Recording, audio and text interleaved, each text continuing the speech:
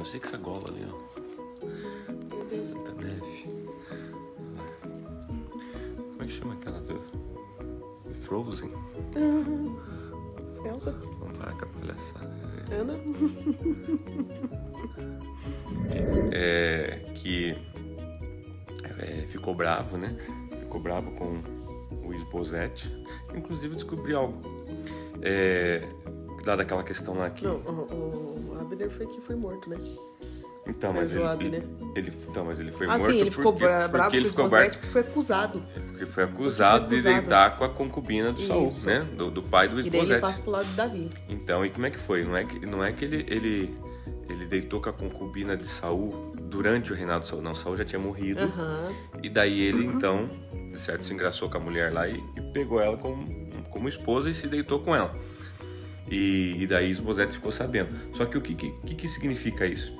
Alguns comentaristas que eu pesquisei falaram assim que normalmente existia dentro da cultura, né? Existem algumas ações dentro da cultura assim que trazem várias informações ou várias... o que quer dizer isso, né? Você dormiu com a mulher do cara lá. Significa o seguinte, você está tomando o reinado dele. Então, na verdade, o Esbozete, ele falou assim, puxa, Abner já era alguém forte, né? Ele já era alguém, comandante, ele já era alguém muito forte no reinado muito frágil de Esbozete. E agora, então, ele deitou com a mulher do meu pai, com a concubina do meu pai, esse cara está tentando tomar o reino. Então, na verdade, quando ele vai repreender Abner, né? Porque em outras palavras, ele está falando, putz, você está tentando tomar o meu reino, né? Daí que o Abner fica furioso, ele fala, puxa, mas pera lá, eu sempre fui fiel ao teu pai, só porque eu peguei, né, a mulher dele que estava sobrando agora, porque, né, é a viúva, né? Até porque eu comentei ontem também que dizem, né, que nas tradições, quando o rei morria, as concubinas ficavam para o sucessor. Exatamente. Então, daí até o comentarista que eu li, ele faz a correlação lá de Absalão, de ter deitado com as esposas de Davi, quando né, ele lá na frente, ele vai tentar derrubar o pai, né? Mas isso você vai ver lá na frente. Abrindo a sua Bíblia aí, 2 Samuel, capítulo 4, acompanhe com a gente. Então, nessas horas, Abner já está morto, já morreu, Joabe matou ele, enfim. E vamos ver o que vai acontecer agora, né, com o reinado de Esbozete. Tá, vamos lá. Ao saber que Abner havia morrido em Hebrom, Esbozete, filho de Saul, perdeu a coragem e todo Israel ficou alarmado. Já não tinha muita coragem, né, gente? Agora perdeu o general dele, agora, né, fica todo alarmado. Ora, o filho de Saul tinha a seu serviço 2 líderes de grupos de ataque. Um deles chamava-se Baaná e o outro Recabe, ambos filhos de Rimon, de Beerote, da tribo de Benjamim. A cidade de Beerote era considerada parte de Benjamim. O povo de Beerote fugiu para Gitaim e até hoje vive ali como estrangeiro. Então, eu quero só chamar a tua atenção, porque fala de 2 nomes aqui, pouco comuns, Baaná e Beerote, e fala que eles são da tribo de Benjamim, ou seja, fazem parte do povo de Deus e que são chefes, né, de grupos de ataque, ok? Essas 2 pessoas, tá? Vamos lá. Jonatas, filho de Saul, tinha um filho aleijado dos pés. Ele tinha 5 anos de idade quando chegou a notícia de Jezreel de que Saul e Jonatas haviam morrido.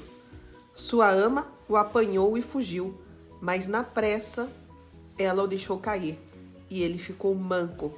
O seu nome era Mefibosete. Aconteceu então que Recabe e Baaná, filhos de Rimon de Beerote, foram à casa de Esbozete na hora mais quente do dia, na hora do seu descanso do meio-dia. Os 2 entraram na casa como se fossem buscar trigo, traspassaram-lhe o estômago e depois fugiram.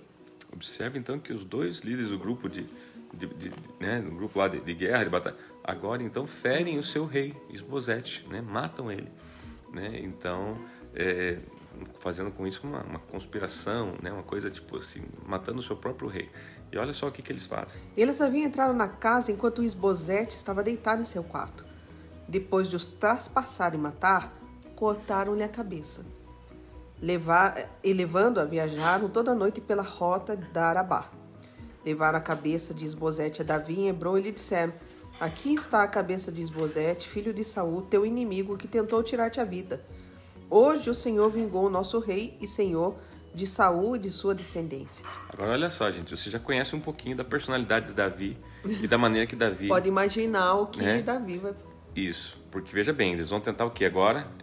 Na tentativa então de passar pro lado de Davi, eles pegam aquele que supostamente então era o inimigo Seria de Davi, inimigo de Davi. né? O rei lá, Isbosete, que ficou no lugar de Saul, né? Mata ele, né? Covardemente, porque ele estava dormindo, né? Em sua casa, covardemente, pelos seus próprios, digamos assim, soldados, pode-se dizer assim. Corta a cabeça dele, levam para Davi e falam: tá aqui, Davi, ó, né? Fizemos um favor para você. Agora você conhece Davi, você já sabe como Davi age com esse tipo de deslealdade, com esse tipo de crueldade, com esse tipo de covardia, né? Você lembra lá aquele menino que mentiu lá, que disse que ele matou Saul, né? Então veja só o que vai acontecer.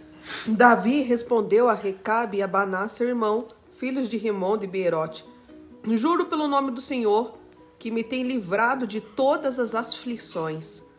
Quando um homem me disse que Saul estava morto, pensando que me trazia boa notícia, eu o agarrei e o matei em Ziglag, como recompensa pela notícia que trouxe.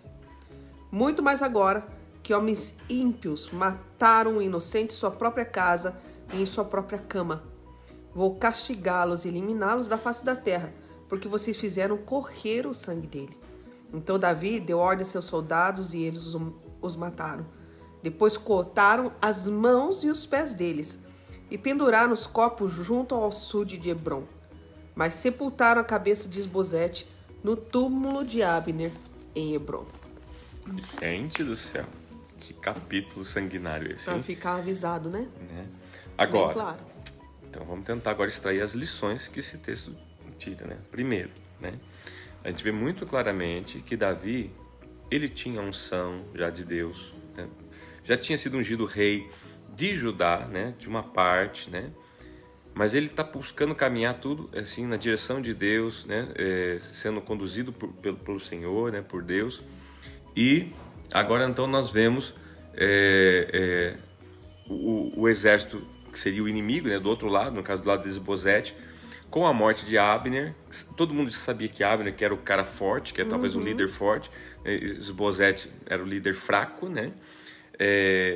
Agora, então, mata Isbosete como um ato até de traição, né? de deslealdade, né? E vão tentar fazer uma média com Davi, com quem diz: agora nós somos, né? Então, e por que Davi mata eles, gente? Né? Davi mesmo fala: olha, da mesma maneira que eu matei lá aquele jovem lá em Ziklag, né? Agora vocês também vão morrer.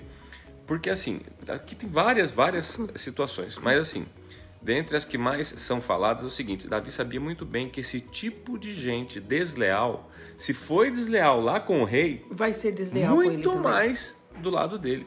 Então, não é o tipo de... Por isso que ele fala assim: vocês são homens maus, vocês são homens, né, cruéis, vocês são homens... Tipo assim, vocês não servem pra nada, né? Então, assim, vocês vão morrer por causa disso. E daí ele pega, mata, corta as mãos e os pés e deixa pendurado o corpo, porque aí realmente é uma demonstração, tipo, olha o que acontece com quem age dessa forma. Olha o que acontece com quem tem esse tipo de caráter, com quem, tipo, né, naquela época vocês sabem que a coisa era mais embaixo, né? Era olho por olho, dente por dente, né? Então, assim, na verdade, assim, Davi condena isso assim de uma maneira muito terrível, porque ele fala assim: como é que vocês matam um inocente na sua cama, na sua própria cama, sem direito de se defender. Outra, vocês se dizendo parte do exército deles, comandantes lá do grupos de ataque deles. Quer dizer, que tipo que caráter é esse que vocês têm? Gente, aí a gente traz um negócio aqui para o reino animal e o reino, né, aqui nosso, né, humano. Porque, assim, é interessante, né, que o único ser, né, que mata, né, o seu próprio semelhante, né, é o ser humano, né, que mata.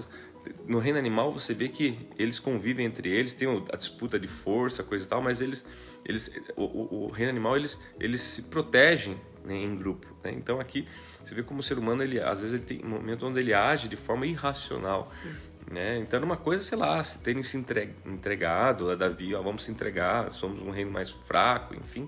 Mas não, eles querem ainda lacrar, que nem diz, né? Usando o termo aí muito, né? Lacrar em cima do coitado do Isbosete, matando, cortando a cabeça, levando para Davi. Tá aqui, ó, olha como nós somos fiéis a vocês, né, Davi, né? Ah, gente, dançou, né? Bom, enfim, esse é o capítulo 4, bem curtinho hoje, tá? Né? Grave bem o versículo 4, gente. Quando fala de Jonatas, você vai ver que ele está até em parêntese, né? Quando diz ali que Jonatas, filho de Saul, tinha um filho aleijado dos pés. Ele tinha 5 anos de idade quando chegou a notícia de Israel de que Saul e Jonatas haviam morrido. Sua ama o apanhou e fugiu, mas na pressa ela o deixou cair e ele ficou manco. Seu nome era Mefibosete. Então aqui há um filho, né? De Jonatas. Lembra Jonatas? Aquele amigão neto de Davi? de Saul, tá? Que está fugido com a sua ama, né? Porque senão eles também seriam mortos. Então ela, naquele ato de livrar, só que acaba derrubando ele, né? Nessa fuga e ele fica aleijado. Então grave essa história porque lá na frente vai se falar de Mefibosete novamente. Tá bom? E aqui a pergunta é, e agora, né, gente? Porque se antes já estava sem o rei Saul, agora sem o rei Isbosete, o que acontece agora com essa outra parte do reino, né? Lá que estava, né, sob o comando de Isbosete, né, filho de Saul. Vai passar para Davi? Não, vão ficar sem rei? Vão se aliar? Como é que vai ser essa aliança? Como vai acontecer? Enfim, então amanhã a gente vai ver um pouquinho sobre isso, tá bom? A gente vai ver lá sobre os filhos de Davi, vamos ver